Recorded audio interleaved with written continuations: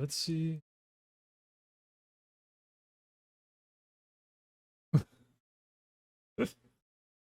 Fucking camera. Camera's gonna fall, I think. And I'm never gonna find. I like how people who have their scenes set up correctly, so they have their mics. This is so fucking far up. I can't even see shit. They have their mics and cameras set up like perfectly, or like a second camera to when you switch to your other scene. Like it's everything's all set up so it looks like someone's not.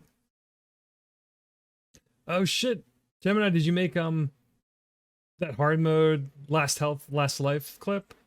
I was gonna go back and do that myself, so I really appreciate it. Thank you.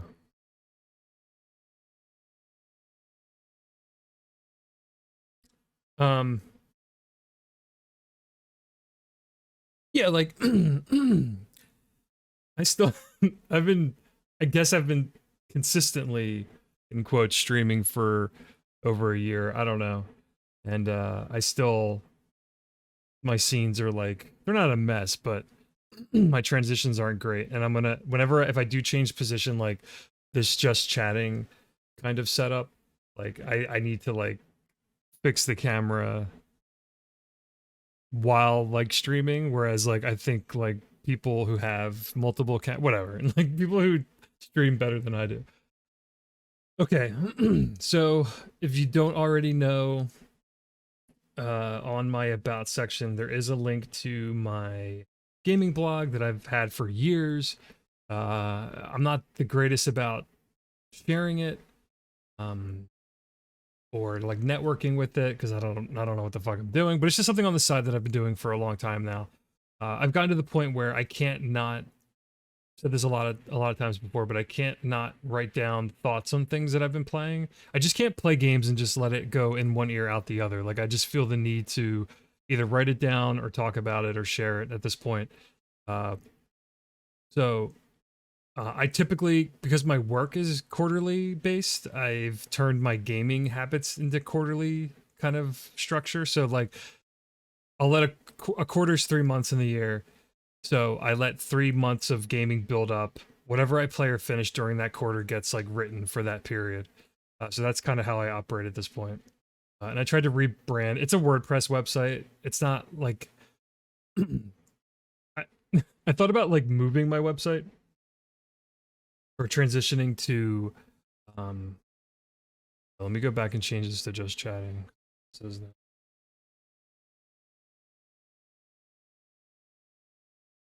Maybe change my title. I guess the title.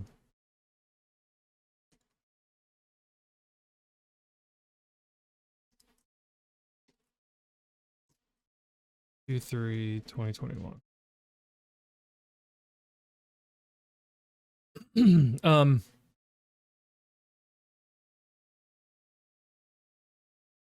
Anyway, so it's just a WordPress website. It's a personal blog site.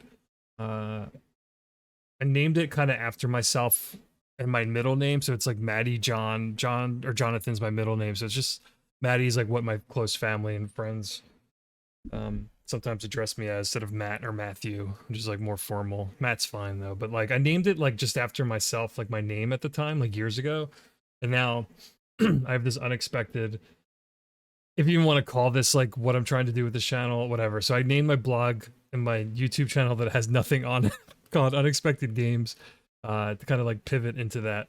Whatever. I'm just making attempts, or I'm trying to do stuff. So this will be. So again, this isn't a super exciting part of the stream. If you want to stick around and listen, I'm literally just going to read what I wrote. It's a way for me to kind of get better with my writing, or to improve my writing, because when you read your words out loud,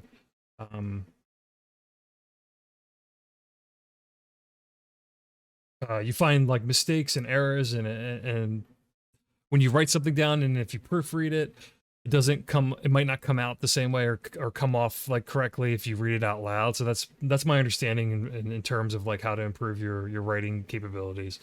But so okay, these are the games I played during Q3 2021. So that again was July through September. I always start with like a little. Let me see if I can.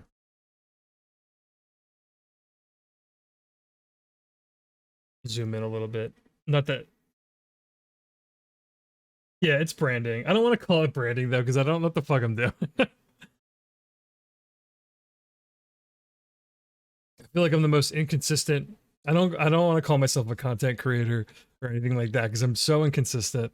I'm all over the place. There's an attempt at trying to brand everything together. I don't know if it's working. I don't know if I care if it's working or not, but I'm just doing it because that's at this point it's just what I want to do. So I start my posts with like kind of like a an intro or wrap up. Um, so if you're not familiar with my writing, for the past few years, I've been attempting to complete or roll the credits on 52 games during the year.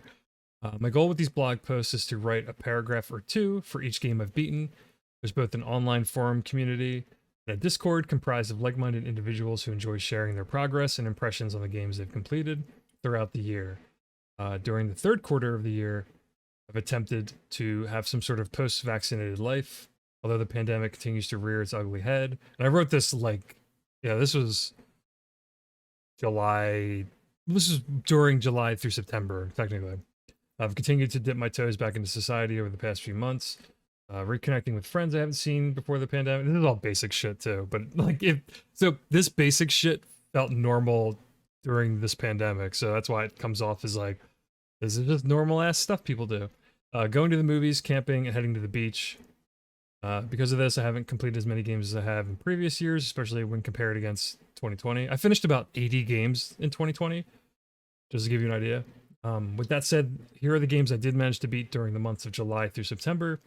If you would like to see what I've completed during the second quarter of the year, you can read about that here. So if you actually like go to this blog post, there's some of these you can actually follow the links to like this forum and Discord community, as well as like I link back to my previous quarter post or whatever.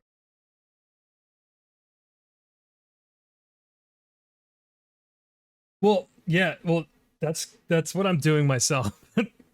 What I write is like very cringe, Keylock. You're welcome, by the way. I was I was reading some stuff I wrote last night. I don't think anyone was really in here. Um I'm like, what the fuck was I writing? It sounds terrible.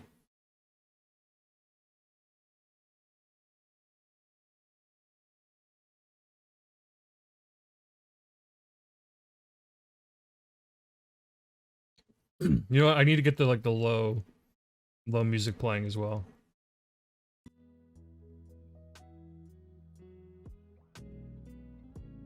By the way, I saw this at the Game Awards. This was like a Keeley bonus, but it's like a creator safe collection of music on YouTube called Diana or Sessions Diana. It's I think the Riot Games developers or I guess composers worked on it. So I'm using that now as like background music.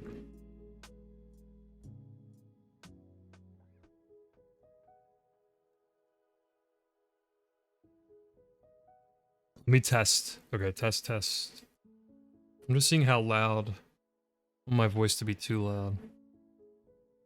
I think it's fine.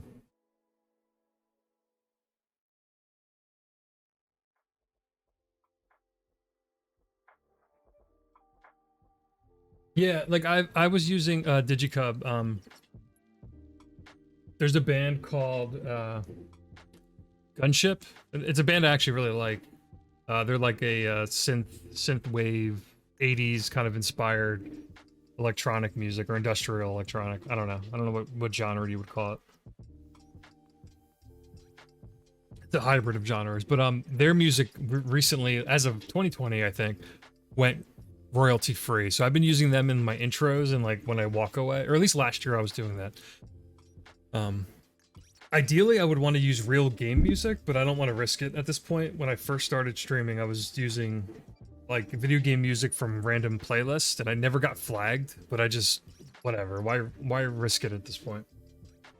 All right, so game number 25 of last year. So I was like about halfway through my goal.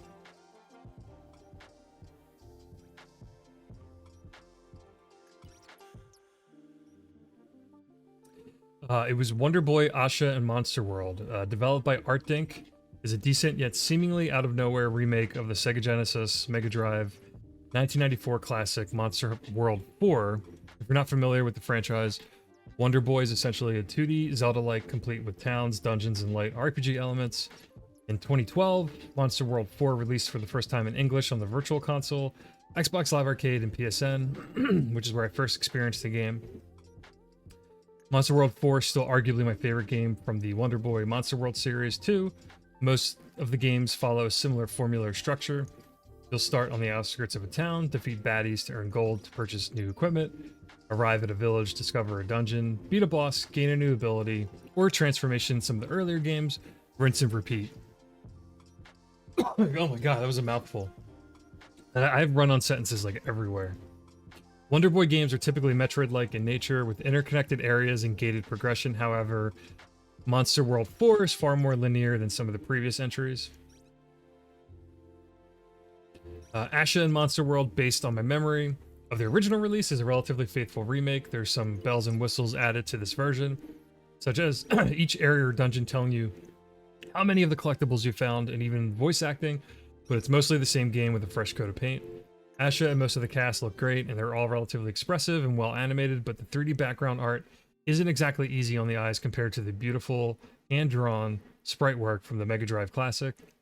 As a side note, although unrelated, if you happen to be more familiar with WayForward Shantae titles, I wouldn't be surprised if the purple-haired genie was inspired by this game specifically.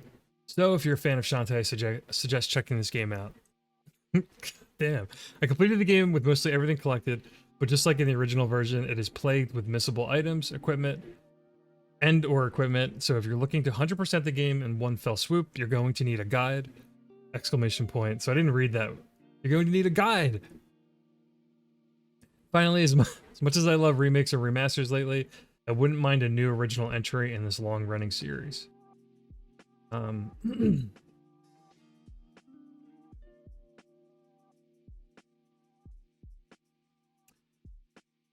There were so many, I wanted to say this, and I'll say it in another post I've been writing. There's been so many remakes and remasters over the past few years, especially I felt like there were a ton in 2021 that I didn't even bother to pick up or play.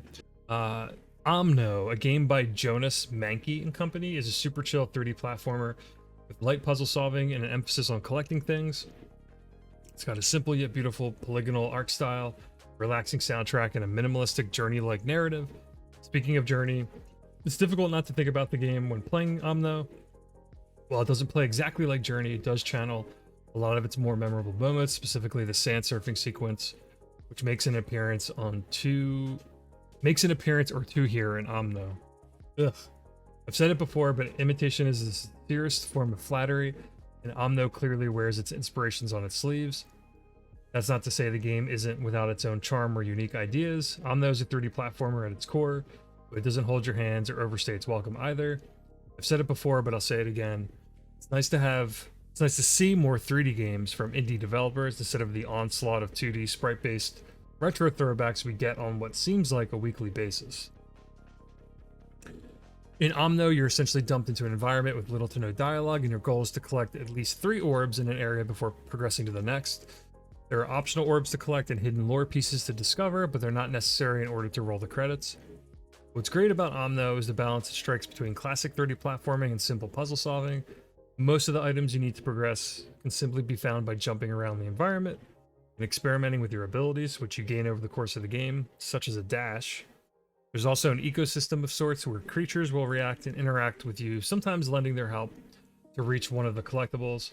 At the end of each area, the game throws a more challenging puzzle at you before proceeding to the next level, but they're compact in just the right level of difficulty. I really like this game, by the way. It was short, another really short, cool 3D platformer indie game.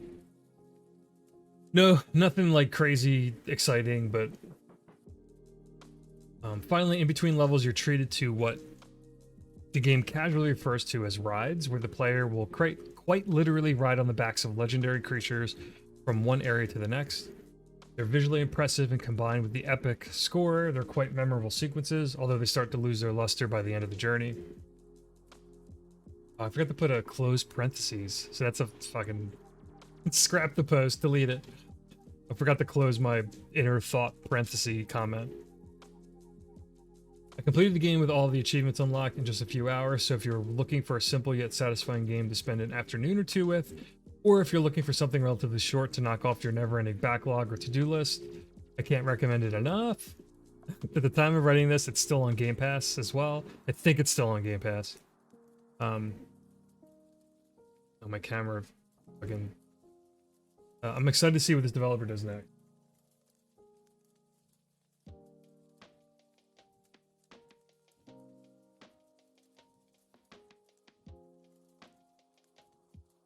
Yeah, Omno was good. Rain on Your Parade, developed by Unbound Creations, is a chaotic storm cloud simulator reminiscent of Katamari Damacy. The game is exactly as it sounds. You're simply tasked to ruin people's day by using the power of rain, snow, wind, and lightning. In one level, you're raining down on a wedding reception, and in the next level, you're causing snow piles on the road in order to cause car accidents. It's irreverent, silly, and surprisingly a lot of fun, considering its simplistic mechanics and almost cardboard cutout graphical style. It's a simple pick up and play sort of game too, one where you can complete a few levels, have a good laugh, turn it off at any given moment, and walk away feeling satisfied. It's also surprisingly clever and keeps things fresh, providing unique scenarios over the course of the campaign, including a mini RPG and even an FPS Doom clone. It's a really weird game. Each stage has a primary objective and bonus objectives to complete as well. The title screen changes too when you beat it, so when you finish the game, they add this little "You beat the game" edition, kind of cute, on the title screen. If you complete every objective, you unlock various hats which allow you to customize your cloud. You can even draw your own face on the cloud with a simple, although not very robust painting system. If there's one thing I disliked about the game, however, it's its humor writing style. Feels very juvenile at times, and while it certainly fits the game's aesthetic, the game's tone falls right on the border of internet meme humor. I cannot stand... Guacamelee was bad about this. I actually wrote about that too, which some indie developers can't help but cater to. See also Guacamelee. I completed the game with most objectives completed, but there's significant post-game where there's even more challenging objectives to complete for a handful of the game's many stages. Enjoyed my time spent with the game, but I didn't feel compelled to 100% it after I rolled the credits. Perhaps one day I'll come back to it when I feel like raining down on someone's parade. See, that's so cringy sounding. Sorry, that was a softball. Trying to make these bad puns, but it never works out all the time.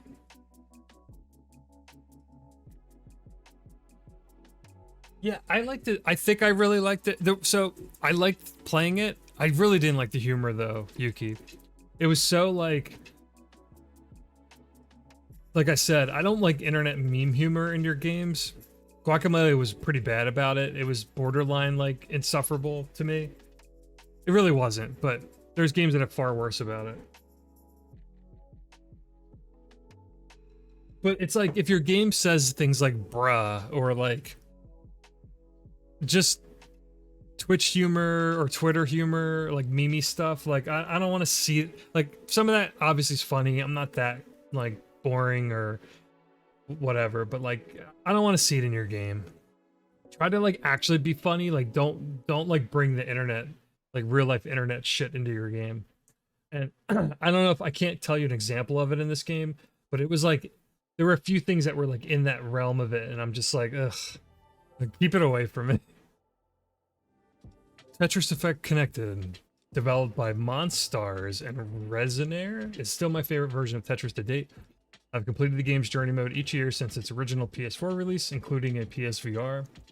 You can read about some of my initial thoughts here. It actually made my top 10 game list back in 2018. I ran through the game's journey mode on Expert again over the summer, although my rankings or scores weren't great, and I obviously could do better. I really need to learn how to do consistent T-spins. I never grow tired from revisiting this game. I think I could play this game forever, my desert island game, so to speak. Dolphin Surf, You and I, still my favorite track in the game, too. Every time I arrive at the stage, I become transfixed. I'm reminded why this version of Tetris will likely never be surpassed for me. I'm tempted to click on this link to share this music, but I'll probably get flagged, so I don't know.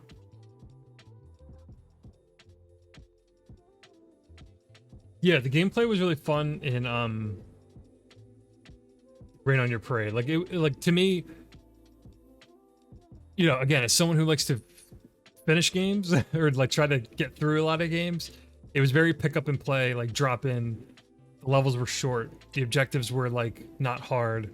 And some of them were creative and fun. So it was like a really easy game just to kind of drop in, mess around with, finish some levels, and feel good about like making progress. And it wasn't super long. Although, like I said, if you wanted to do everything in this game, there's a lot of content there. And they just added DLC, which I haven't checked out. But Tetris Effect is like one of my favorite games of all time, I think. I'm never going to get tired of that game. They could port that on every platform till the end of time, or for as long as I'll be here on this earth, and I'll keep playing it. Oh god. I'm not going to read all of this.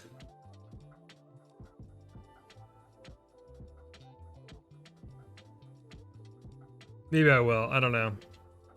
So It Takes Two is like I have a personal story about it. I guess I'll share it. It's not too like personal, but I get pretty personal here. And I won't go into details beyond what I wrote. So It Takes Two, developed by Hazelight Studios, is one of the best couch co-op games I've ever played. If there's one thing It Takes Two taught me, it was the power of cooperative experiences and the importance of a good friend, especially during what is still an ongoing global pandemic. When this game initially launched back in March of 2021, I wasn't vaccinated yet. Being a fan of this developer's previous games, however, I knew I was going to play it eventually. It didn't help that the game started receiving glowing reviews and positive word of mouth on social media. As weeks passed, the anticipation to play this game was becoming unbearable. So was my desire to be near another human being after mostly isolating myself for an entire year. So prior to the beginning of the global pandemic, I didn't have many local friends who enjoyed playing video games as much as I did. While It Takes Two does offer a Friends Pass, a free download key of sorts that allows another online player to experience the game with you at no additional cost, the game felt like it was meant to be played locally. Considering the state of the world and my own comfort level prior to being vaccinated, playing this game physically next to someone wasn't an option. And I'll read the rest of it in a second, but yeah, this game really I have some problems with a lot of people have a problem with like the story and the narrative in It Takes Two, because it's about a divorced family trying to make amends for their daughter or for their kid. And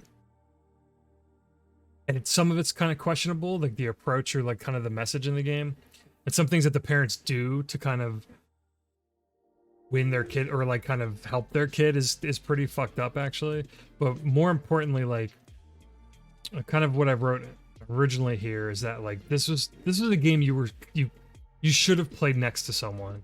So to release it during like the pandemic when like vaccines weren't like a thing yet, I get obviously you could play it online, and the fact that they give you a friend pass to kind of pass it to someone so you can play someone with a second player for free is awesome. And I'm assuming most people did it like that, but unless you had like a partner living with you or a sibling that was into games or that was willing to play it with you, or you know, you had your bubble or whatever during the pandemic where a friend or two you kept in check with, like, you know, if they were exposed or whatever. Like everyone's comfort level during this pandemic has been different, but like when I saw this game, I'm like, I gotta play this like literally next to someone, or I'm not gonna play it. Like I wasn't gonna play this online with someone.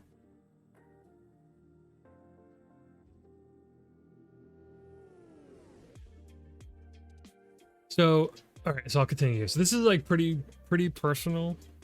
It's not too, I leave names out, but I'll read through it and I'm not going to answer questions, bro. So I waited until things got better, which they really haven't. I became fully vaccinated by the beginning of May 2021, and I had one special person in mind that I wanted to experience It Takes Two with. You'll excuse the sob story. I met this person back at the end of 2019. I felt extremely connected to them almost immediately after getting the chance to spend a weekend together. I felt like it was something that could have been more than a friendship if given the time and opportunity. We agreed that it probably wasn't the best idea to try and see each other as the cases rose and information regarding how the virus was transmitted became more apparent. This person, however, eventually made plans to move across the country during the pandemic. Never got to see them after I became vaccinated, and I never even got a chance to say goodbye in person, let alone ask them to play the game cooperatively. I was devastated. I have to laugh about it now. I was devastated, and the idea of playing this game with anyone else left me completely heartbroken. Time passed, and I eventually came to terms with what happened. This doesn't sound like a big deal, but what? All right. So ultimately, I was grateful to experience this game with another good friend locally, who also appreciated couch co-op games. Although it wasn't the person I had in mind initially, we still had an amazing playthrough full of laughs. It Takes Two is a phenomenal experience, and I can't recommend it enough, especially if you have the means to play it with someone who's important to you. So yeah, when I wrote about this game, I wrote more about like my experience playing it rather than like the game itself. And then I wrote a little bit about the game. It Takes Two is not exactly an easy game, however.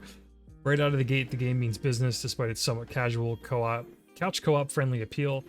It's a relatively challenging 3D platformer disguised as a genre-blending cooperative experience of sorts. I like saying "of sorts" a lot in all my writing. The game truly requires you to be in sync with your partner more than any other two-player cooperative experience I've played before. While It Takes Two is mostly forgiving, there's a few instances where the developers expected the player to have some sort of prior gaming experience, especially when it comes to camera control and hand-to-eye coordination.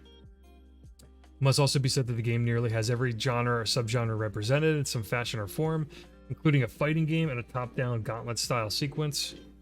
It Takes Two's wild. It literally has every game represented in it, I feel like.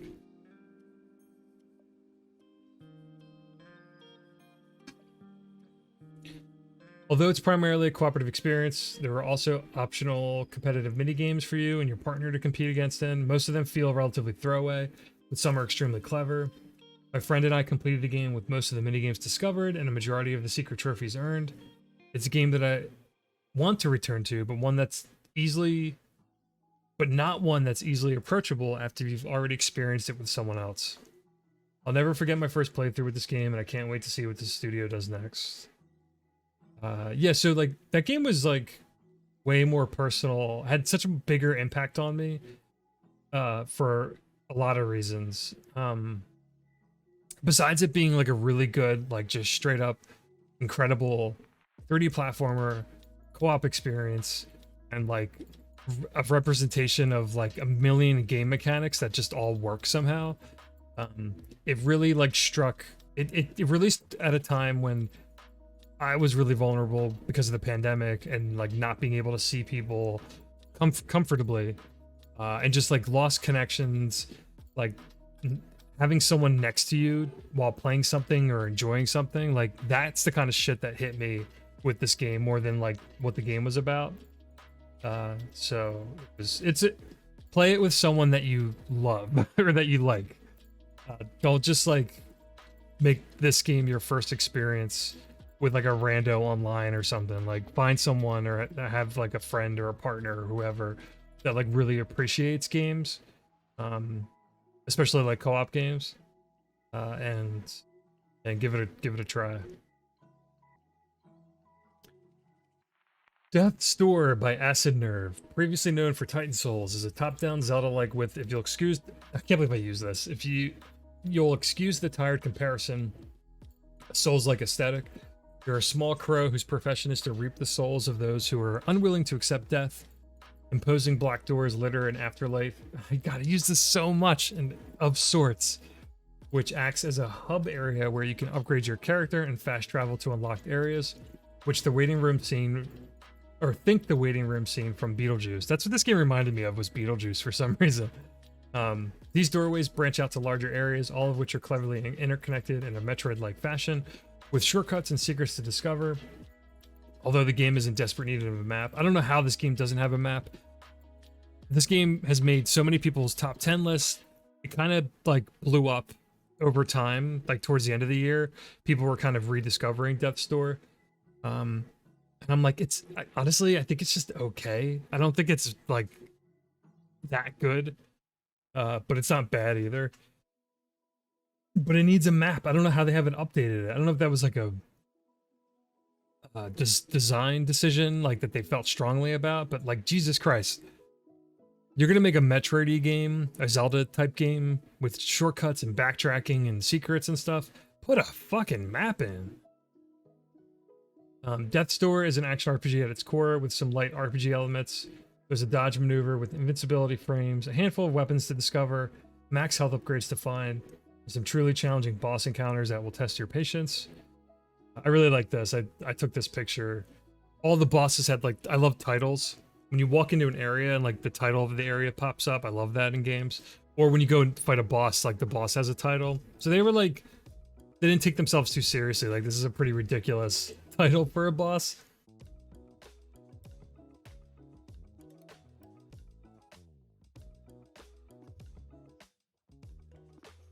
Death's Door also plays with some interesting themes such as immortality and, well, the thought of death and how we accept and deal with the inevitable. It's an extremely well-crafted experience, but there's nothing here you haven't seen before. Not that this is necessarily a bad thing. At the end of the day, it's an extremely competent Zelda-like with satisfying combat, interesting characters, and a haunting atmosphere. Didn't blow me away initially, but I'm glad I played through it nonetheless. I nearly went for 100% completion too. Easily one of the best indie games of 2021, but I've also found it difficult to share my thoughts about the game. It's good, but the whole experience felt like it went into one ear and out the other. Whether or not it will make my top 10 list for the year, we'll just have to wait and see what else lies behind the many doors that line the halls of my... This is so cringe. Many halls of my backlog domain.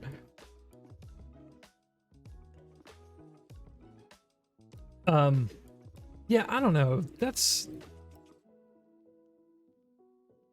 I wanted to like it more than I did. Like even the weapons you get, like there's so little, you have so little options, and there's something endearing about how simple it is. It's just like a simple game to play, and it's fun. And the bosses are challenging. The combat arenas, I think, get kind of old. The enemy types and the enemy variety is good, but like you have like 4 weapons, they all feel like they do the same thing.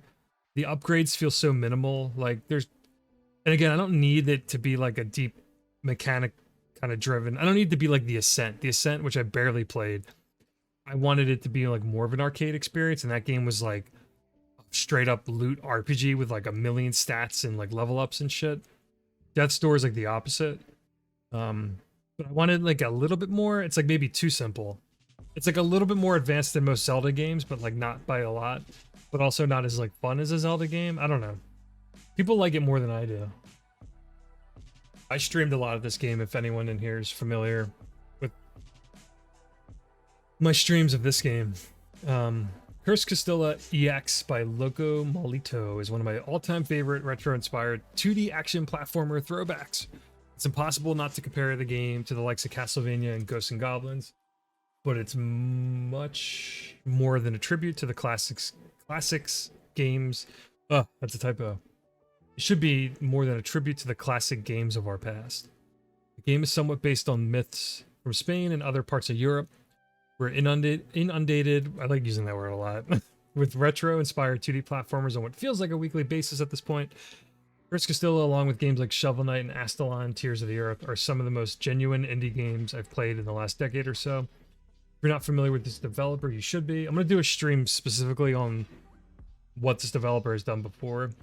Loco Molito is a homebrew indie developer who has been creating retro-inspired games with an emphasis on pixel art, chiptunes, and challenging but fair gameplay. A handful of his games are available to purchase on most modern-day platforms, but many of his games are freeware for the PC. So I'm going to stream all of his freeware games at some point. I plan to do it this year. Curse Castilla is definitely my favorite game by Loco Molito. I'm saying that correctly. Molito? Loco Molito?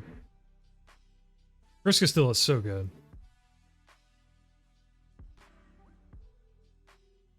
Ah, thanks, Yuki. They stuck with you. They were pretty. I'd say any of the streams I've done where like it was like this Clockwork game I just played, where I had that clutch moment on the hard mode, like right at the final boss. Like any kind of old school retro game with like kind of those moments where it's like, holy shit, am I gonna finish this? I mean, that naturally makes it a good stream for most people. Like if anyone was watching. But yeah, like I'm glad that they stuck out a little bit. Cursed Castilla, although very challenging, is both fair and rewarding. Similar to one of their other releases, Super Hydra, which I also streamed. Cursed Castilla autosaves at the completion of a level so that you can put the game down and pick up your playthrough at any given moment. The game also has a ton of secrets, most of which are incredibly difficult to find, especially if you don't have a keen eye. Some of these items are required for the better endings as well, so keep a lookout for suspicious looking areas or use a guide like me after a certain point, which I normally don't like to do. Excuse me. Unlike the games it's mostly inspired by, there's no pressure to complete the game in a single sitting. So unlike Clockwork, which I just streamed earlier, this is a modern day retro throwback, 2D action platformer, but it has like modern sensibilities. So like the game saves. You don't have to finish it in a sitting. So this game's also like 45 minutes to an hour of a playthrough, kind of like Clockwork. Clockwork was really short, but Clockwork gave you, that actually port didn't even have save states or like ways to save the game and like kind of cheese your way through. It actually just gave you a limited amount of credits depending on the mode you were playing on. Like Curse Castilla, it removes that side of retro gaming and kind of just brings in those modern features like the game saves, so you don't have to maybe you gotta stop playing games for some reason, you gotta put it down, walk away. Now you don't have to do the whole game in a setting. So that's what I like about modern day retro games, I guess you could say.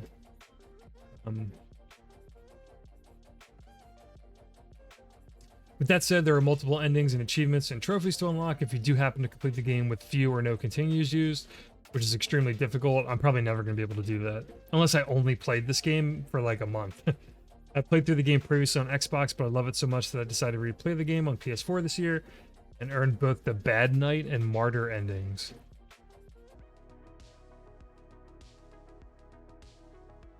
Feel bad I didn't write a lot about Psychonauts 2 at the time. It's still hard for me to write about this game for some reason. Psychonauts 2, developed by Double Fine, is a familiar yet faithful sequel to a cult classic 3D platformer that, after nearly 15 years, still feels rooted in LucasArts adventure games. Psychonauts 2 picks up right where the first game and Rhombus of Ruin, its VR sequel of sorts, left off. While the game can be mostly enjoyed without having played the original Psychonauts, Double Fine did a fine job, see what I did there, at providing a summary of the first game right at the start, just like the original game. Psychonauts 2 deals with exploring the minds of individuals who are dealing with serious mental conditions. You'll explore the minds of those who are dealing with addiction, PTSD, and general anxiety, for example. Unlike the first game, however, the main protagonist Raz now asks for consent before jumping into someone's mind. It's actually something I didn't even think about until I read someone wrote about it. So I didn't steal it, but I included it. But unlike the first game, Raz will actually, when you're talking to someone and it becomes apparent that you're going to jump into their brain, he goes is it okay if I poke around in there? He always asks the person. To put it simply, the sequel is much more mature, well written, and mindful than the first game. There's a lot of puns in here. It was such a good shot. This picture is towards the end of the end of the game. So that's Raz and his family, his circus family.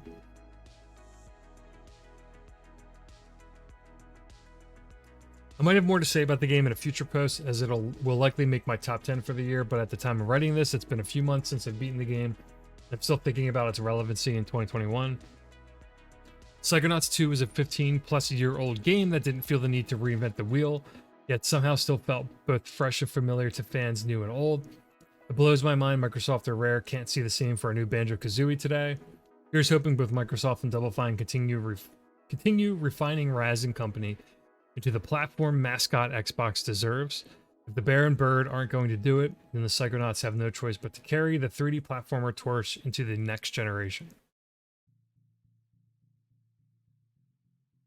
Yeah, so I love 3D platformers. I love the original Psychonauts. I've replayed the first one last year and the VR game for the first time, so I was super ready for this. And it mostly didn't disappoint. I don't know how I feel about the overall, there's a larger story in this game that I wasn't too into, but I still like just exploring the individual minds and kind of the topics it touched on. It's also just mind-blowing that we got a sequel to this game. Like, it was probably never going to happen, or I never thought it was going to happen.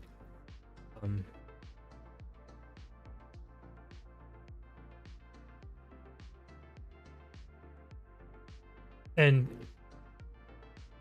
I love Banjo-Kazooie, and it's just like every time the game's brought up and either the creators or Microsoft talk about it, they're like, we need to find a reason, like a unique reason to bring it back. And it's like, well, Psychonauts 2, that came back.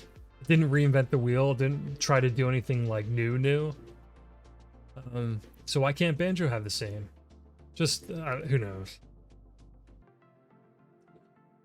All right, Super Hydra. Develop another Loco Molito game as a oh wow, typo. Is this super a challenging yet rewarding arcade shooter clearly inspired by games like Gradius, R-Type, and Darius.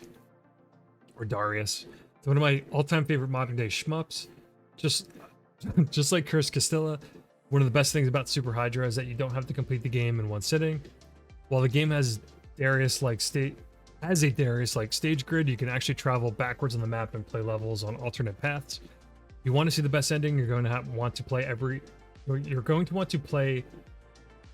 oh geez, there's a lot of typos in this.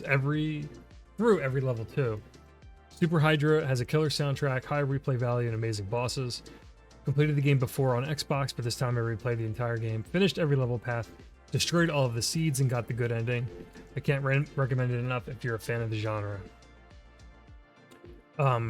Yeah, both Super Hydra and Curse Castilla I feel similar about. They're same developer, both retro throwback games with like a modern twist kind of, or modern sensibilities, and it's just they're really good.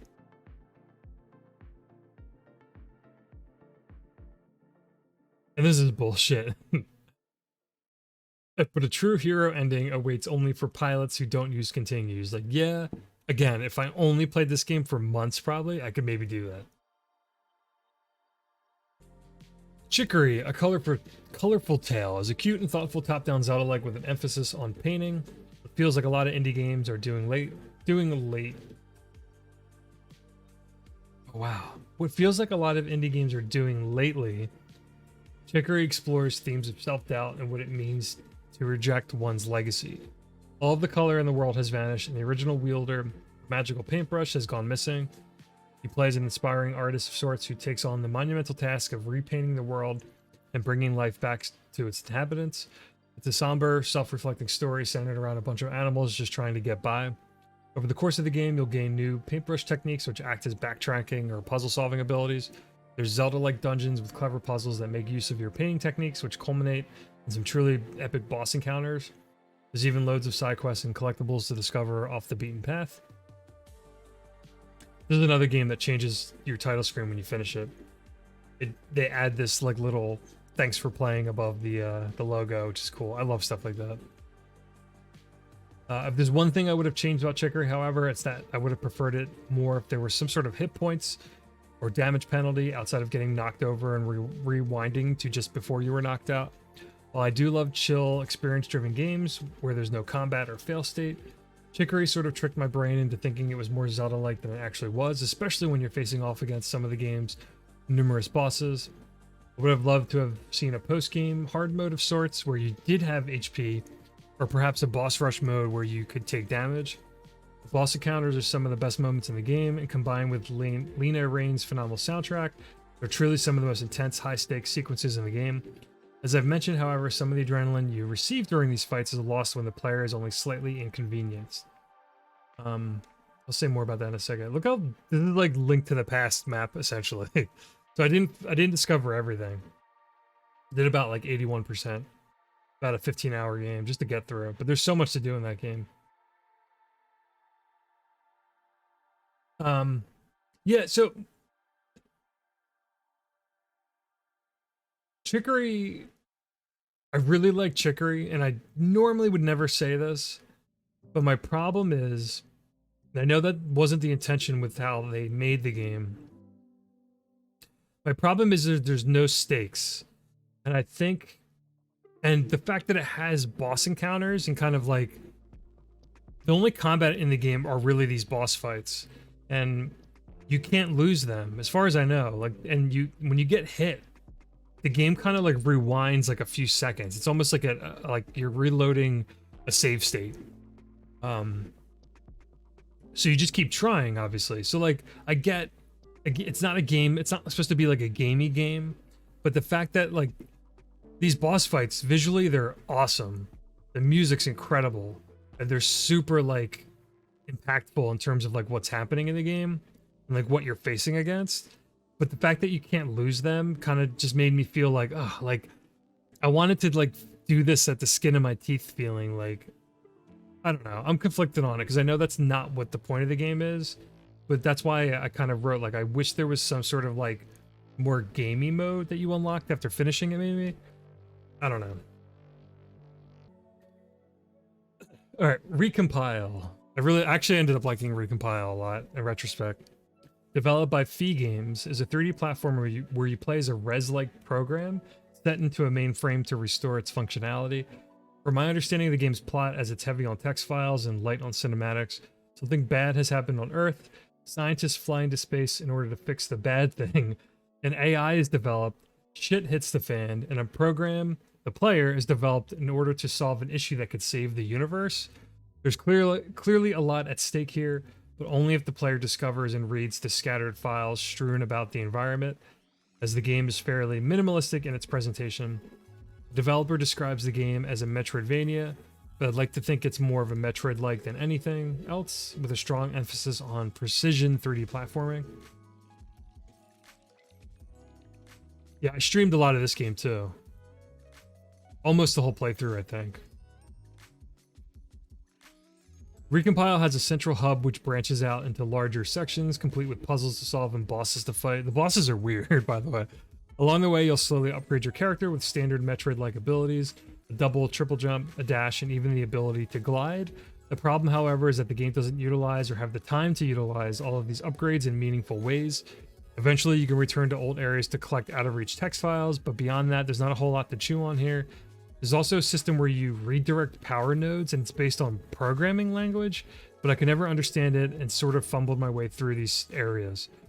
You can even hack enemies to become allies or even make them self-destruct, but again, it doesn't ever feel necessary, and there's so few encounters to begin with. If you do collect everything in the game, though, you essentially become a god, and it's incredibly it's an incredibly empowering sequence. It's actually really cool when you fully upgrade your character, like all the limiters on your character like go away. So you literally can just fly infinitely within like the constraints of the world. It's really neat, but it's cool how it handles it.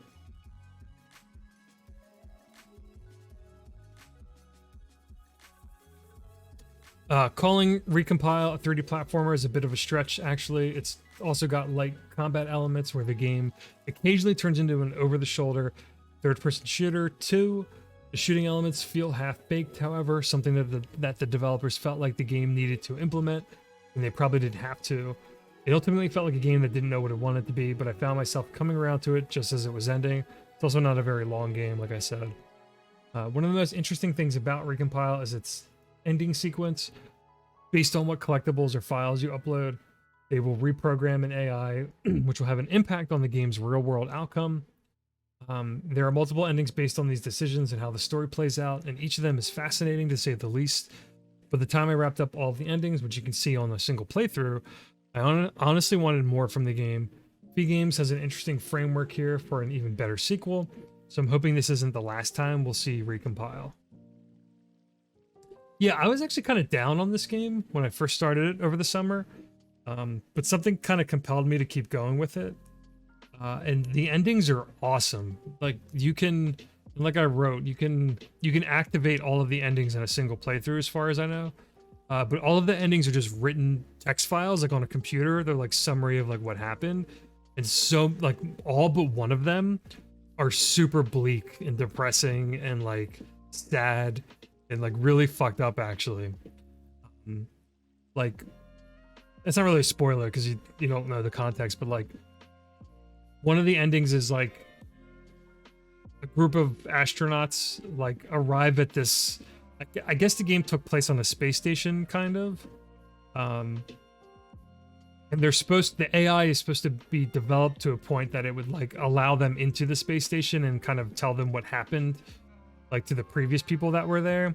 So like they get in, and the AI is like not developed enough where it like considers them intruders, and it like locks down the whole station, removes all the air out of like all the oxygen out of the place that they're in, and like everyone like suffocates and dies. Like it's really fucked up. It's really cool though, but like it's all in text, so there's no cutscenes or anything. They're just like kind of computer files that you're reading. But it's cool. This game, I really came around on this game. Anodyne 2.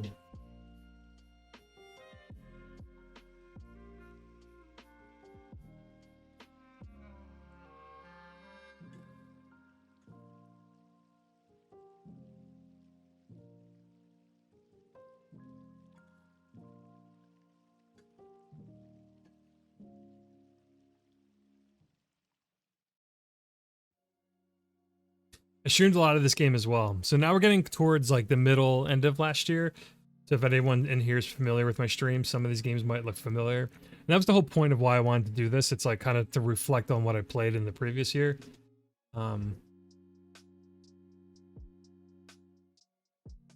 Anodyne 2, Return to Dust by Analgesic Productions. I remember you corrected me, or you told me what that meant, Yuki. I don't know if I'm still saying that correctly. Analgesic is an amalgamation of genres and one big existential crisis. These games are messed up too. At its core, Anodyne 2 is a 3D platformer that harkens back to early polygonal PS1 and 64 and Sega Saturn era games, but there's much more here than what meets the eye. In Anodyne 2, you wake up in a strange land and you're tasked to clear the cobwebs or dust forming in people's minds, which is causing them all sorts of mental discomfort and distress.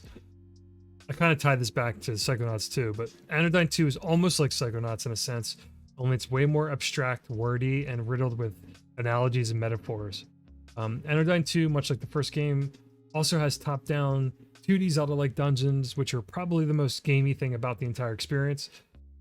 This time, however, these dungeons are much more compact and well-designed than the sprawling, interconnected maps of Anodyne 1, and you reach them by turning into an oversized Sophia from Blaster Master and performing a rhythm game on the overworld. Or you could, right, this is not like, this is kind of cringy a little bit. Confused yet or intrigued? I said.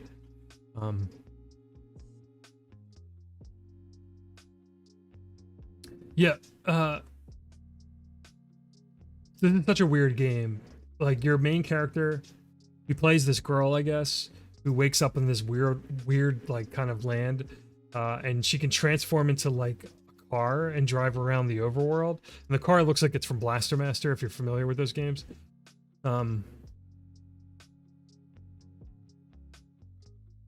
It's weird. Each screen and puzzle in Anodyne 2 feels purposeful and satisfying to complete, which is a hard endeavor considering the size of the team, yet somehow they pulled off some of the best dungeons to ever grace a Zelda-like. The 2D dungeons in this game are some of the best I've ever seen.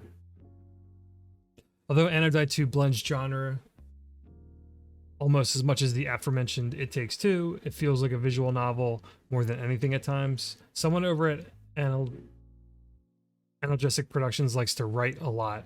And I should be talking because I like to write a lot too. I just ramble forever. The writing is admittedly good, although it's a bit wordy. Fourth wall breaking, perhaps unintentionally preachy at times too. Yet I couldn't help myself from indulging in its soupiness. I don't know what I was trying to write there. Perhaps an editor is needed for their future games though. Anodyne 2 is a depressing, strange affair. Much like the first game, there's this sense of loneliness emanating from each non-playable character you meet. It all feels comforting and familiar at the same time. To say I have conflicting feelings about Anodyne 2 would be an understatement. I completed the game with the platinum trophy earned, and I enjoyed my time spent with it more than the first game. I'm looking forward to their next project, Sephony, which at the time of writing this should be releasing soon. It's still not out yet. I think it's supposed to come out this year for PC only. I hope it gets a console port.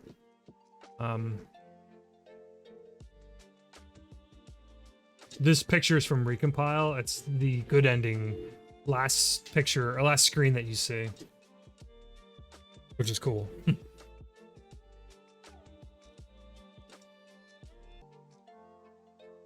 Okay, so again, to wrap it up, so during the third quarter of 2021, which was July through September, I finished Anodyne 2, Return to Dust, Recompile, Chicory, A Colorful Tale, Super Hydra, this is how the title screen says it.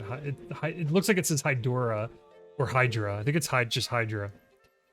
Psychonauts 2, Cursed Castilla EX, Death Store, It Takes Two, a replay of Tetris Effect Connected, Rain on Your Parade, Omno, and the Wonder Boy Asha in Monster World remake.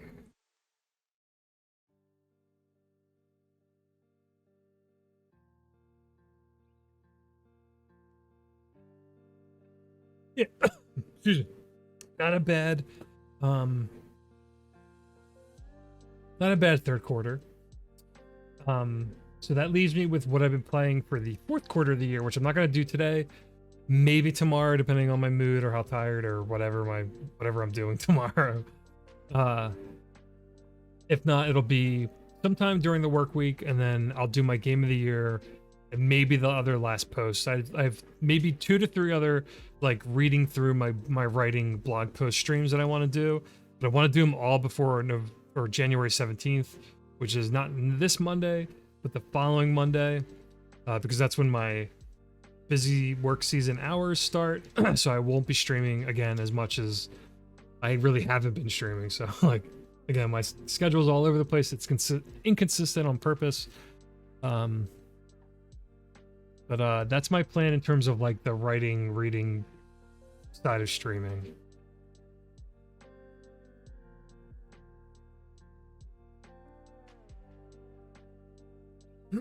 Yeah, thanks, Yuki.